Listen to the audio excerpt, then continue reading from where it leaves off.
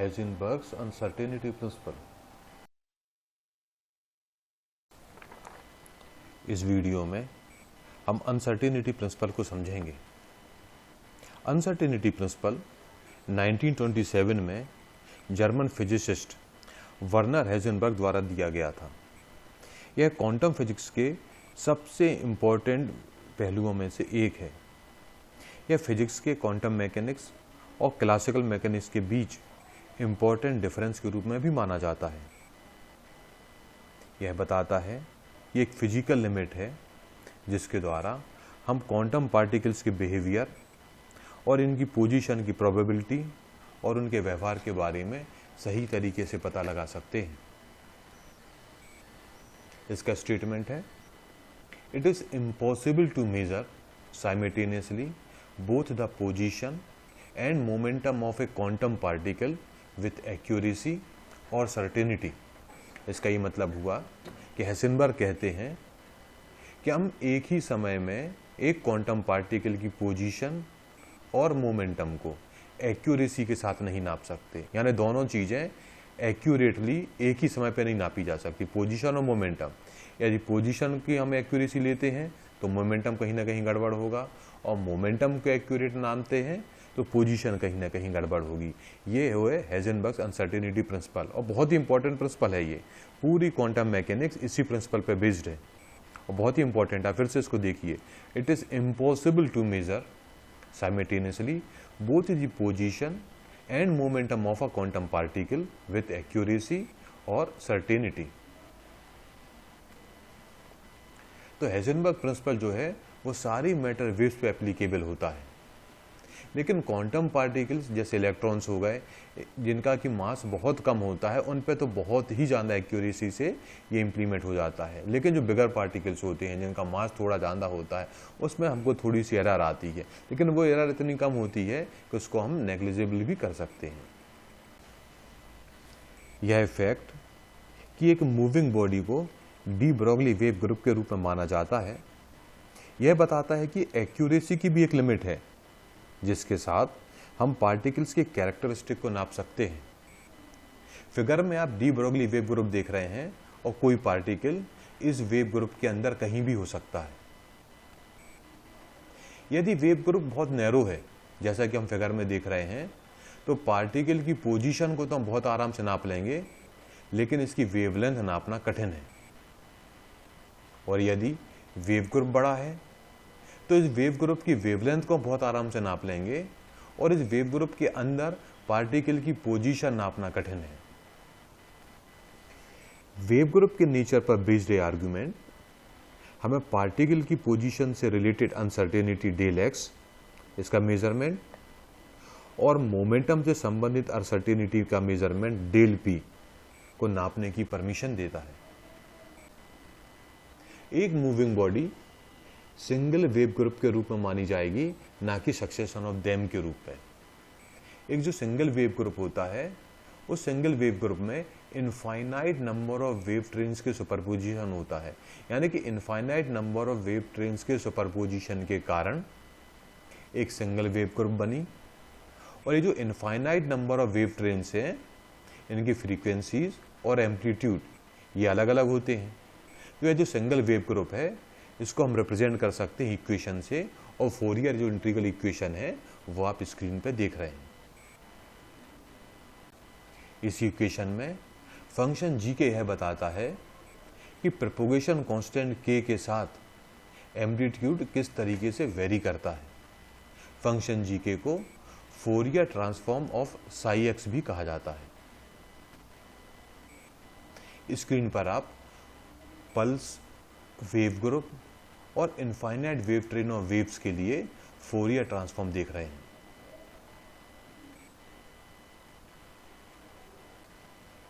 कोई एक wave group है जिसकी लेंथ डेल एक्स फाइनाइट है, तो इसके लिए जी के की वैल्यू फाइनाइट इंटरवल डेल के अंदर रहेगी। तो इसका ये मतलब हुआ कि डेल एक्स और डेल के का जो मल्टीपल है वो करीब करीब 1 के बराबर होता है। तो del x dot del k it will be equal to 1। Exactly equal नहीं होता है पर कंपेरेबल होता है, 1 के कंपेरेबल होगा। अब चूंकि प्रोपोगेशन कांस्टेंट के ये वेवलेंथ लैम्डा पे डिपेंड करता है, उससे रिलेटेड है, और वेवलेंथ लैम्डा मोमेंटम p से रिलेटेड है, तो इसका ये मतलब होता है कि एक्यूरेसी की एक फंडामेंटल लिमिट है जिसके साथ हम एक वेव ग्रुप के पार्टिकल नेचर को नाप सकते हैं। अब हम del x dot del p के डेरिवेशन निकालते हैं। मान लीजिए कोई पार्टिकल है जिसका मोमेंटम है p, तो इसकी डी ब्रॉगली वेवलेंथ होगी lambda is equal to H upon p. हमको ये भी मालूम है कि प्रोपोगेशन कांस्टेंट k जो कि लैम्डा पे डिपेंड करता है, इसका फॉर्मूला होता है k is equal to 2 pi upon lambda. अब लैम्डा की वैल्यू इक्वेशन 3 से हम यहाँ रख देंगे, तो k is equal to 2 pi upon lambda is equal to 2 pi p upon h। अब p को एक तरफ ले जाएं, k को दूसरी तरफ ले जाते हैं, तो यही इक्वेशन हो जाएगी p is equal to h k upon 2 pi. तो हमने क्या निकाला, p is equal to h k upon 2 pi. तो प्रोपोगेशन कांस्टेंट डेल के की अनसर्टेनिटी के कारण मोमेंटम p में भी अनसर्टेनिटी होगी डेल p। तो del p is equal to H del K upon 2 pi. क्योंकि शुरू में हमने देखा था डेल एक्स डॉट डेल के ये करीब करीब 1 के बराबर होता है, या इसी इक्वेशन को हम लिख सकते हैं del K is equal to 1 upon del X. तो इक्वेशन 5 अब हमारी हो जाएगी। इक्वेशन 5 में डेल के की जगह हम रख देंगे 1 अपॉन डेल एक्स और रीअरेंज करेंगे, तो इक्वेशन 5 हो जाती है del x dot del P is greater than और equal to H upon 2 pi. ध्यान दें, बहुत इंपॉर्टेंट इक्वेशन है। Del x dot del P is greater than और equal to H upon 2 pi. यहां पर हमने greater than and is equal to का साइन इसलिए लिया है क्योंकि डेल एक्स और डेल पी ये इरेड्यूसिबल मिनिमा है। तो इसका ये मतलब होता है, जो इक्वेशन थी हमारी del x dot del P greater than और equal to H upon 2 pi, इससे हमें यह हमने मतलब निकाला कि यदि पोजीशन की वैल्यू कम है तो हम इसको तो एक्यूरेटली नाप लेंगे, लेकिन मोमेंटम को एक्यूरेटली नहीं नाप पाएंगे, और यदि मोमेंटम की वैल्यू कम है तो मोमेंटम को हम एक्यूरेटली नाप लेंगे और पोजीशन को एक्यूरेटली नहीं नाप पाएंगे। तो इक्वेशन हमने निकाली थी del x dot del P greater than और equal to H upon 2 pi.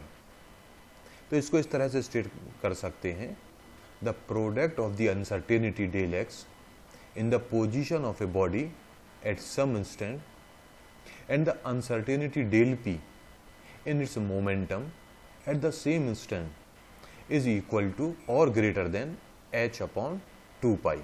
तो क्या मतलब हुआ, इसका ये मतलब हुआ कि पोजीशन की अनसर्टेनिटी डेल एक्स और उसी समय पर मोमेंटम की अनसर्टेनिटी डेल पी, इनको यदि मल्टीप्लाई किया जाए तो ये h अपॉन 2 पाई के बराबर होंगे या इससे ज़्यादा होंगे। h अपॉन 2 पाई को h क्रॉस से भी डिनोट करते हैं, तो h cross is equal to h upon 2 pi. तो ये वैल्यू आती है 1.054 cross 10 to the power -34 joule second. तो h क्रॉस की वैल्यू होती है 1.054 cross 10 to the power -34 joule second. तो 3 डायमेंशनल केस में यही इक्वेशन हो जाएगी, del x dot del P X greater than equal to H cross, del Y dot del P Y greater than equal to H cross, del Z dot del P Z greater than equal to H cross. यदि कोई coordinate angular है और angular momentum L theta है, तो uncertainty principle होगा del theta dot del L theta greater than equal to H cross, या इसी को हम लिख सकते हैं del theta greater than equal to H cross upon del L theta. अब हम del theta dot del L theta greater than equal to H cross इस स्टेटमेंट को निकालते हैं।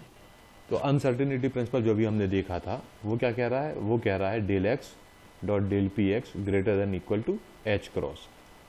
तो हम अप्रोप्रिएट वैल्यू भरते हैं, डेल एक्स की जगह हम लिख सकते हैं आर डेल थीटा। तो यही इक्वेशन हो जाएगी R del theta dot del P X greater than equal to H cross. अब एच क्रॉस दोनों साइड से हम कैंसिल कर देंगे, तो अब हमारी क्या इक्वेशन बन जाएगी, R upon del L theta dot del P X greater than equal to 1। Rearrange करेंगे तो यही इक्वेशन हमारी हो जाएगी del P greater than equal to del L theta upon R. तो हमने क्या देखा था, del x dot del P greater than equal to H cross.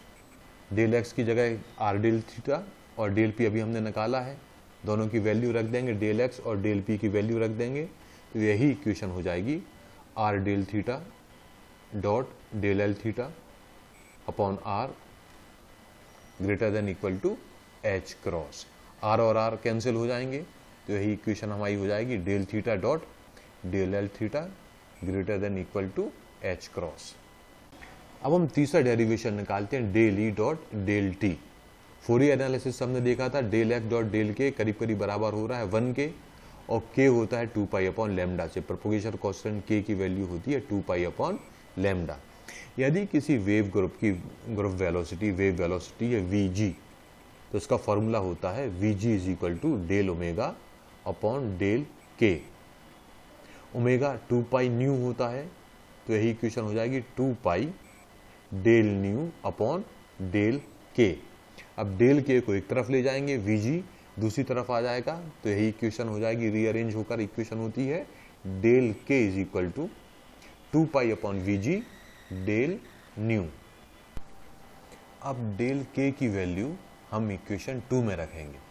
Equation 2 अब साइड में देख ही रहे हैं, स्क्रीन पे तो लाल कलर से दिखा रहे हैं। तो डेल के की वैल्यू हमने निकाली थी, del K is equal to 2 pi del nu upon v g.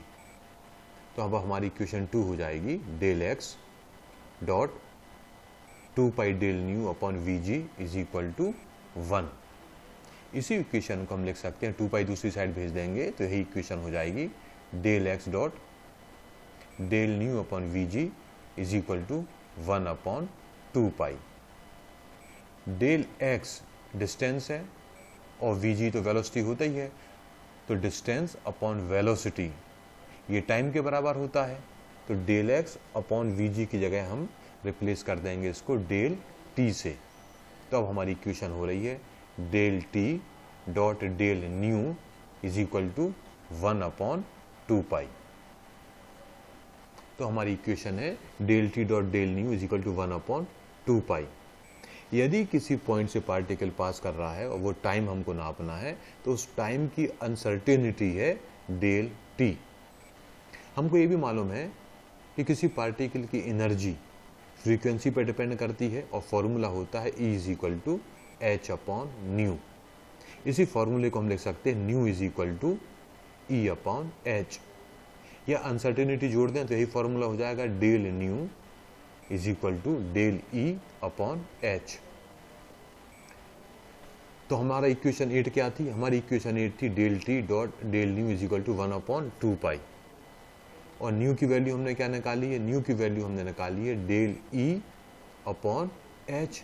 तो इक्वेशन 8 में हम डेल न्यू की वैल्यू रख देंगे, तो इक्वेशन 8 हमारी हो जाएगी del T dot del E upon H is equal to 1 upon 2 pi. 2 pi दूसरी साइड चला जाएगा, तो यही इक्वेशन हो जाएगी del T dot del E greater than equal to H upon 2 pi. H upon 2 pi H cross के बराबर होता है, तो यही इक्वेशन हो रही है del T dot del E greater than equal to H cross. अब ऊपर हमने इज इक्वल टू लिया था, यहाँ पे हम कह रहे हैं ग्रेटर देन इक्वल टू, तो उस साइन से अब ज़्यादा कंफ्यूज ना हो, इट हार्डली मैटर्स।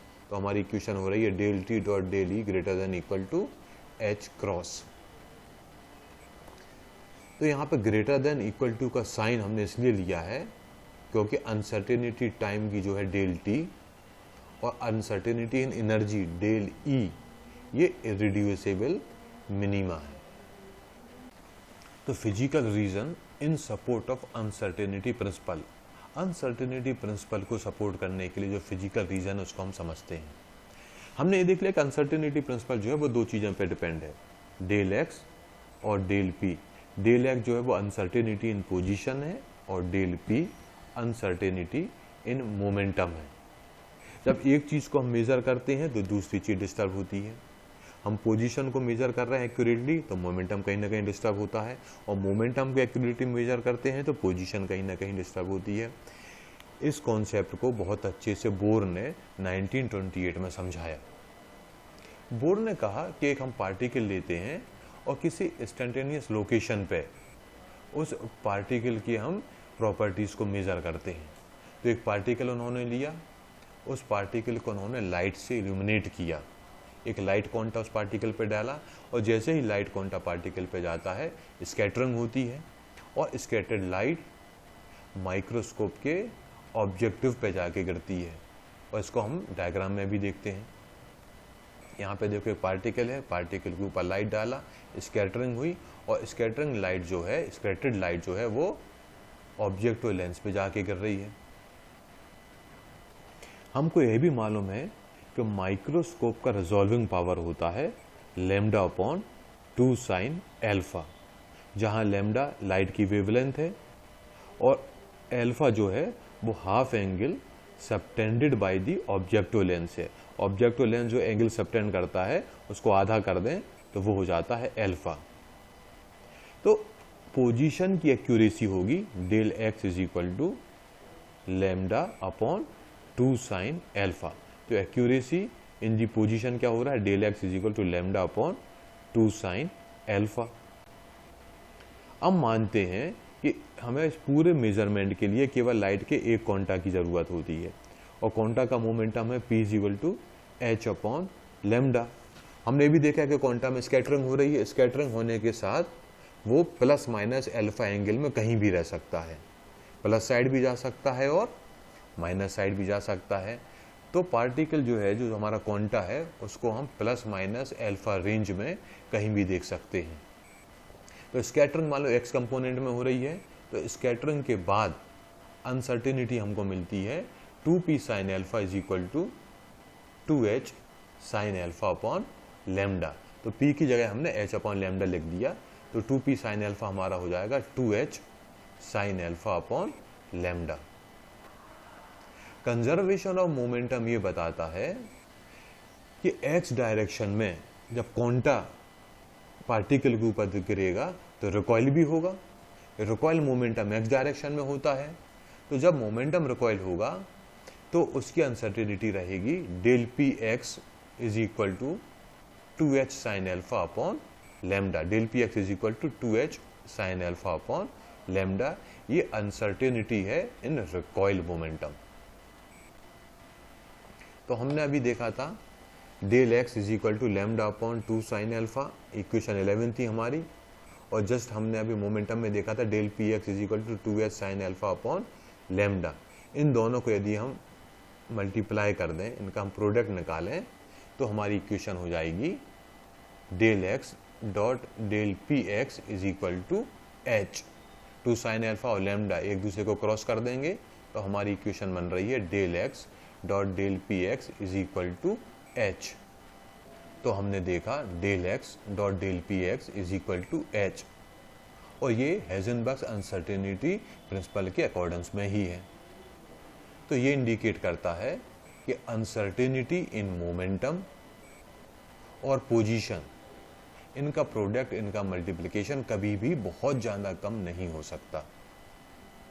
अब यदि हम बहुत शॉर्टर वेवलेंथ की लाइट यूज़ करते हैं, बहुत ही वो लाइट जिसकी वेवलेंथ बहुत कम है उसको हम यूज़ करते हैं, तो हम पोजीशन को तो बहुत एक्यूरेटली नाप लेंगे, पार्टिकल की पोजीशन को तो हम बहुत एक्यूरेटली नाप लेंगे, लेकिन अब हम मोमेंटम अच्छे से नहीं नाप पाएंगे।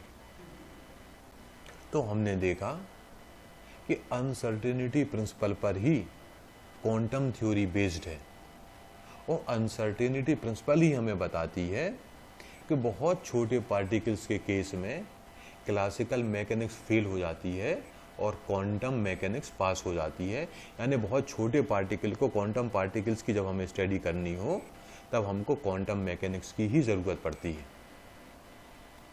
इस वीडियो में हमने अनसर्टेनिटी प्रिंसिपल को समझा। यदि आपके कोई डाउट हो या क्लैरिफिकेशन हो तो स्क्रीन पर दिख रहे मेल के थ्रू कांटेक्ट कर सकते हैं। फिजिक्स के दूसरे वीडियो देखने के लिए स्क्रीन पर दिख रही वेबसाइट पर विजिट करें। थैंक यू, धन्यवाद।